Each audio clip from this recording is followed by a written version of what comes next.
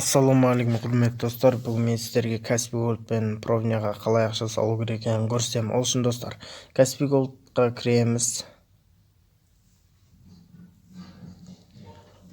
Осы жерден платеж дегенге кіресіздер. Сосын все дегенді басасыздар да образование дегеніне кіресіздер. Осы жерден школа и курс дегенді басасаңыздар.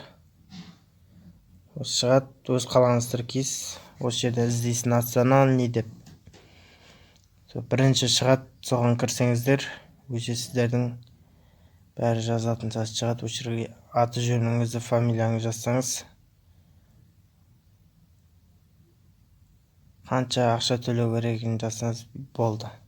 Достар, егер видео ұнаса лайк басайық, комментарий жазайық, каналға тіркелейік достар. Егер түсінбеген сұрақтар болса, комментарийға қалдырыңыздар. Сонымен достар, келесі видеода